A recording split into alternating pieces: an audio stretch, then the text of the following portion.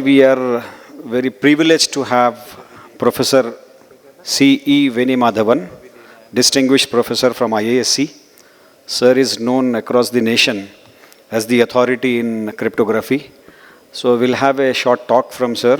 I'll just briefly read the profile, obviously which will not cover his entire life career achievements. So it is just an abstract of what Sir has done.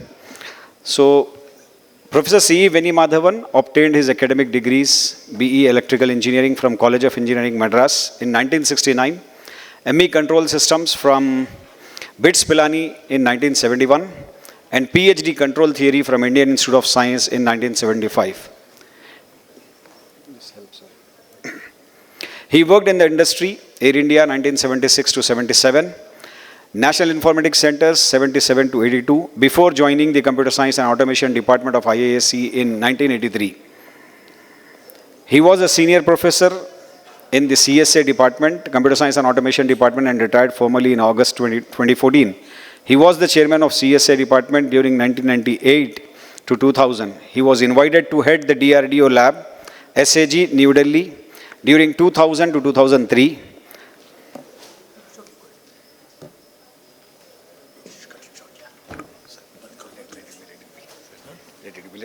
So many youngsters are there. Yeah.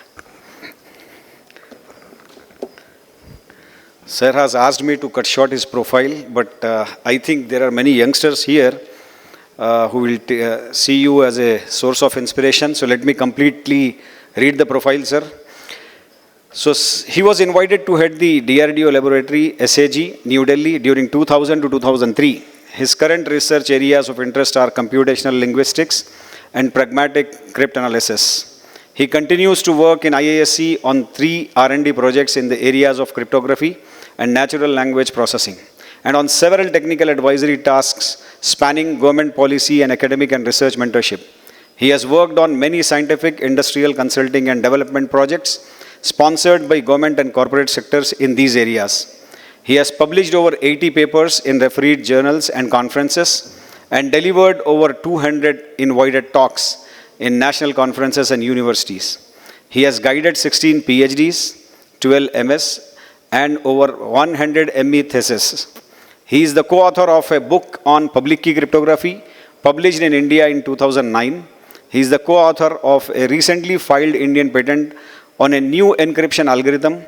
An international patent on this is being filed. Some of his project engagements were in the areas of cryptanalysis with Ministry of Communication IT, cryptology and cognitive networks with DST DRDO.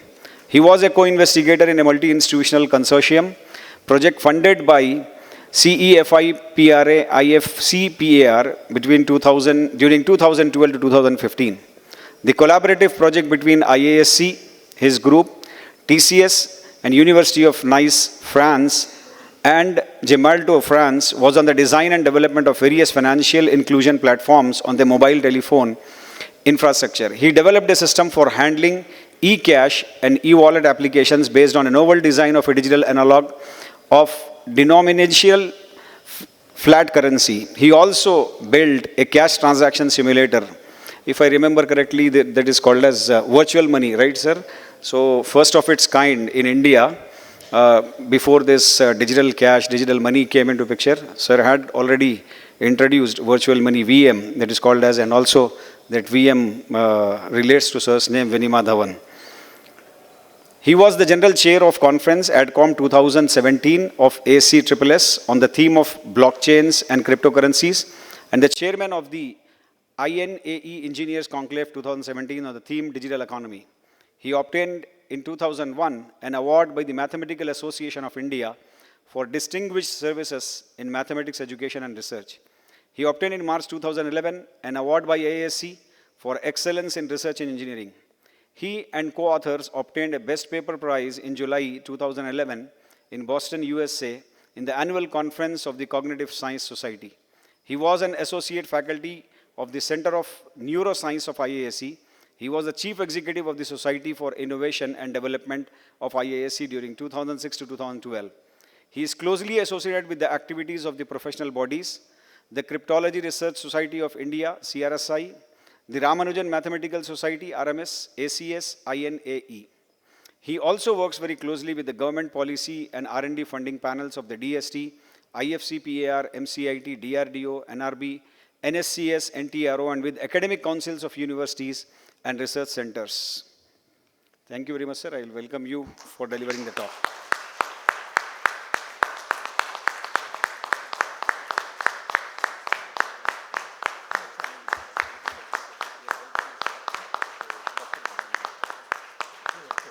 Dr.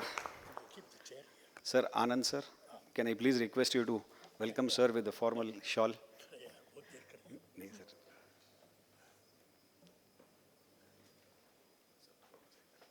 Thank you, Anand.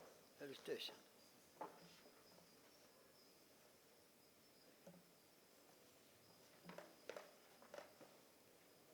He was my old friend and colleague.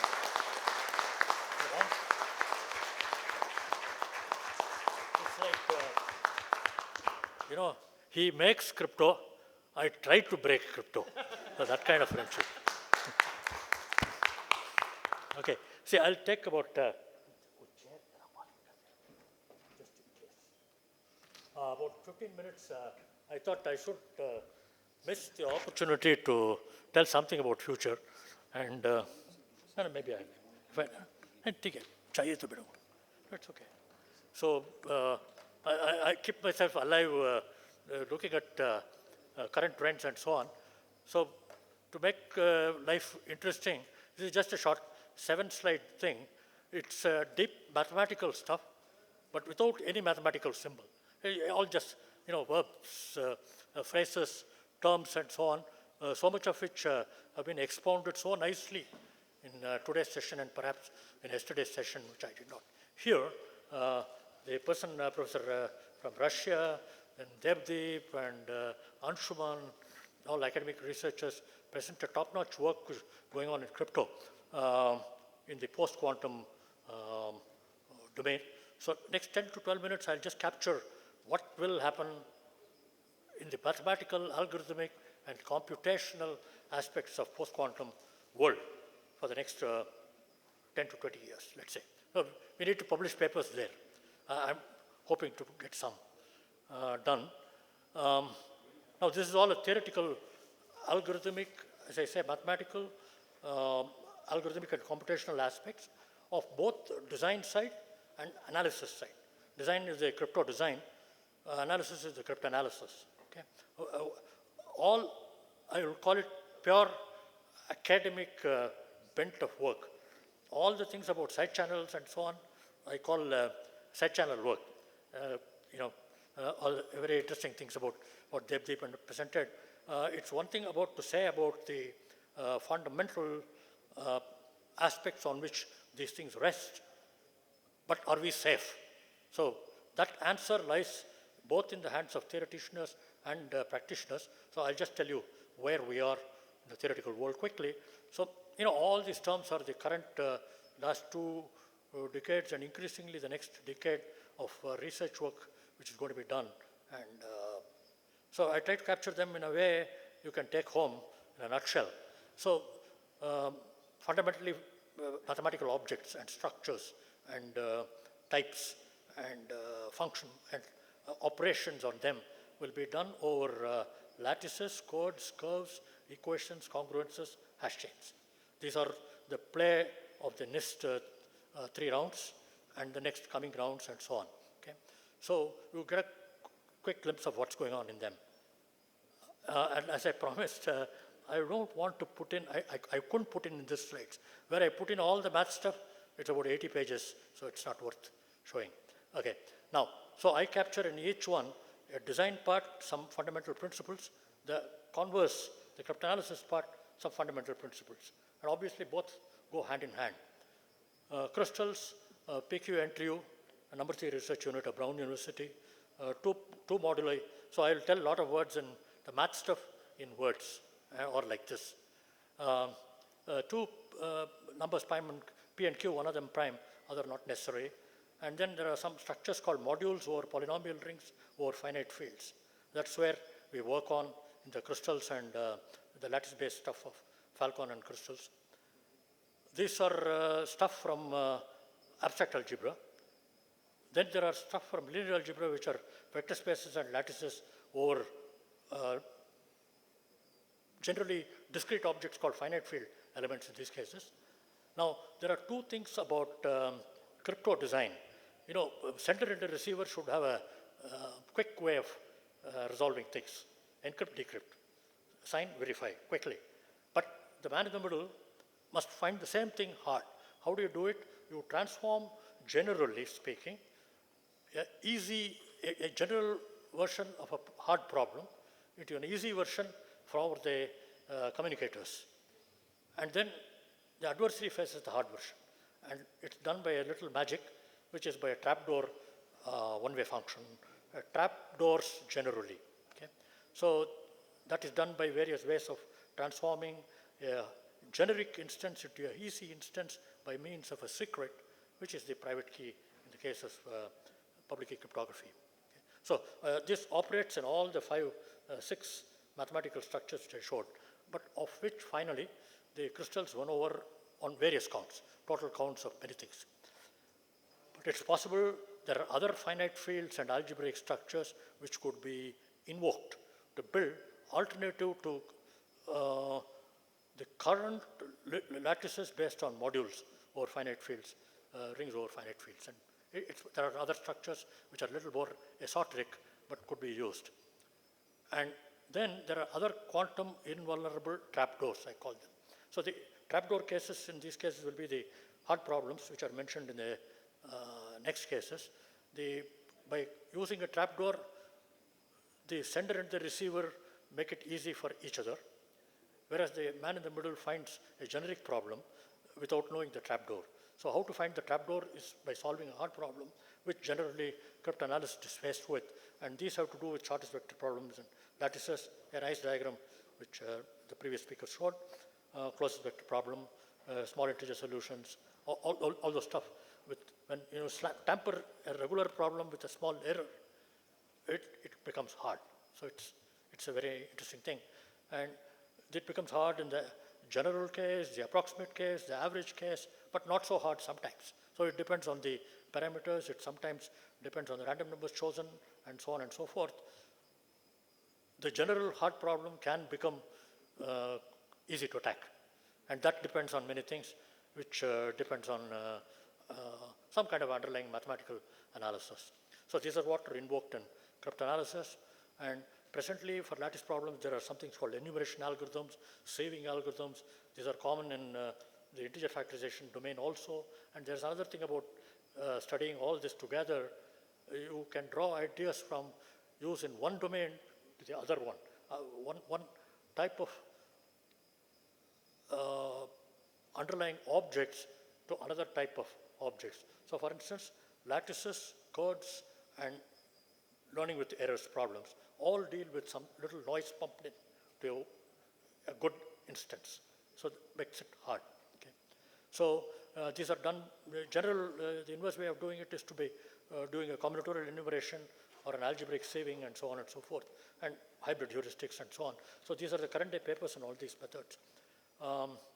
Then there are ways to look at classical ways of doing this, and a quantum which can exploit certain types of grabbing some underlying structures to use a short type or a Grover type of a search, which the first case is extremely efficient, the second case is not so efficient. But one can still invoke both of them. So I already said, lattice problems, learning with error problems, the decoding problems in the case of codes, sometimes some types of integer factoring, certain types of discrete log, all have a bundle of techniques which you can play with each other. So this is the generic thing about it. The rest of it I'll just be very quick and summarize them. I don't want to take too much time. But you will see the underlying undercurrents running across. Codes, these are going to be the mainstay, and this is what I'm also looking at very closely with some younger students and so on. And in particular, why so? Because they are sound alternatives. They just didn't make it. And one thing about math and algorithms is they are quite well known. All these operate all this stuff were known 30 years before. Even lattice-based thing. Schnorr lattice thing, which is used in integer factoring, was displayed by our Russian friend, C.P. Schnorr. Though idea is known, it is still not very effective, that particular attack on integer factoring for quantum, as an alternative to the Shor, which is difficult, which is good in quantum, but hard in quantum practice. So we are trying to actually find somewhat lighter on quantum practice, alternative to Shor, which probably will not do as well as Shor quickly, but quite well. And these are kinds of things, trade-offs called generally time, memory, data trade-offs in classical, but there it should be qubit, coherence time, noise freeness, all those trade-offs. Okay.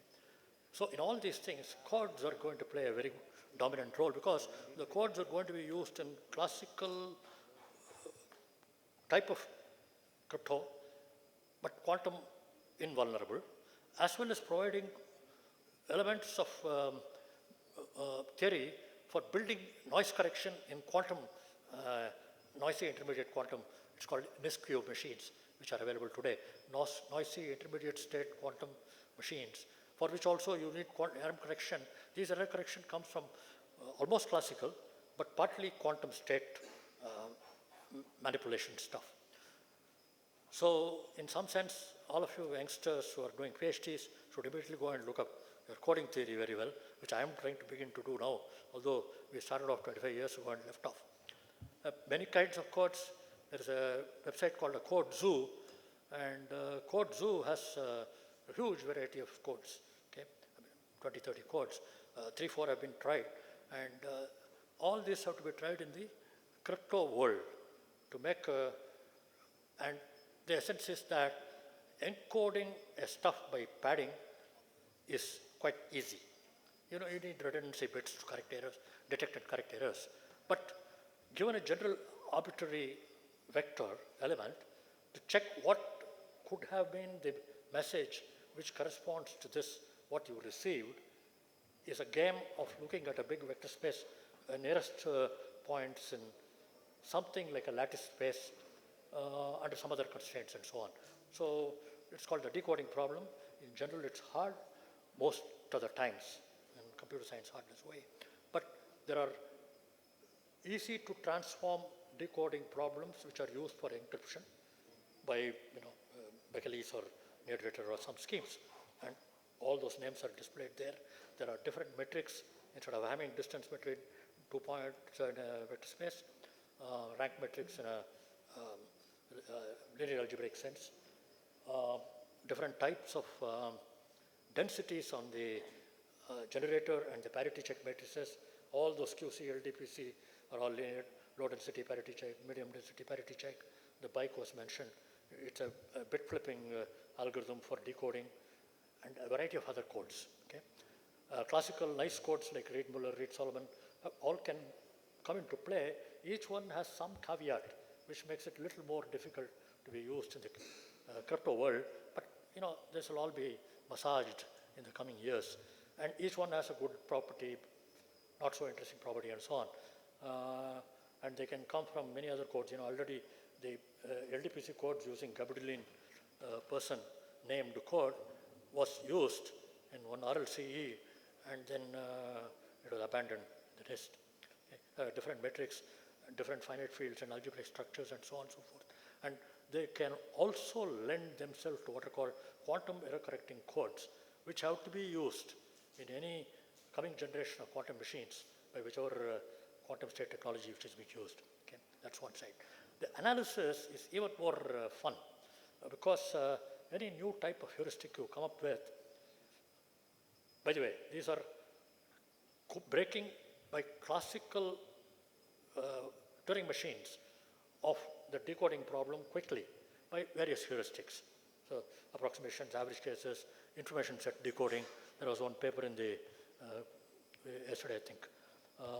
List decoding, which gives you some subset of elements, and so on. So again, they can be played the classical machine and a supercomputing. In fact, that's another thing which is going to be in the architectural world where there will be a quantum and classical machine operating together for quite a few problems. You know, the quantum problem solving is only one of the, I think, 3 upper layers of input preparation and 3 outer layers of output extraction. So in some sense, the classical machines are going to have a big role to play, along with the quantum machines, even as a technology, but as an algorithmic means also. Finally, I just close up to say some what they call also rans, but beautiful theories on elliptic curves, isogenies and elliptic curves, which didn't make it a very good structural idea as opposed to the elliptic curve discrete log based conventional cryptography. The elliptic curve isogeny based cryptography was invoked. It's a beautiful idea where the hardness of the discrete log problem disappears somewhat, which makes it somewhat invulnerable, which made it invulnerable look to quantum, but again something else failed, so it lost out. But the isogeny computations are harder, but the newer ideas, but older machinery called expander graphs, and their spectral properties are coming into play. Some names like Ramanujan also are involved in the names of graphs of that kind. Okay. And there are generic methods of attack in classical which can be invoked to attack them. It goes on. So 4, 5, and 6 have to do with other also rans in the race, in the Olympic race for the post-quantum equations, congruences, and one oddball candidate, hash chains, okay, which is not in the same genre of mathematical objects. Equations and congruences have been of immense interest in mathematics for a long time. Multivariate polynomial, in fact just quadratics, called rainbow, got lost out. Learning with error congruences, again, one of them lost out, but learning with error problems remain. Okay. The analysis tells us that they are a bit hard, quite hard, but the instantiations of the methodologies which are submitted, they lost. So there are probably newer ways of doing it, which the analysis involved, more heavy methods like Grobner bases and SAT solvers and so on and so forth. Okay. But lastly, this hash chains is a game which is completely different. Okay. They're just based on simple ideas, but somehow they brought it to vogue signing capability with means of one-way hash functions like thing, which are called tweakable hash chains. And again, they can be attacked by some what are called pre-computations and post-computations. Pre-computations perform store. Runtime do some computations. These are called time memory data trade-off attacks. And it's possible to attack them on that. But then it's possible to design as well. Sphinx was the name of the candidate which. So this is the way. Now, only thing you can say is that there is a lot of scope for doing PhDs. And as somebody pointed out, next competition for of NIST for newer thing, which they will not resurrect. They will simply re-invoke some of these things. In fact, the 4th round already has the 3 of the code-based things in the running along with Sphinx. So all the best to fresh PhD registrants and so on. Thank you.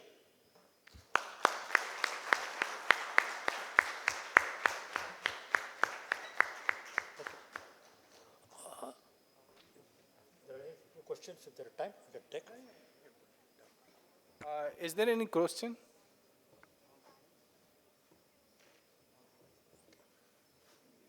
Thank you. I will take questions online, by mail or something.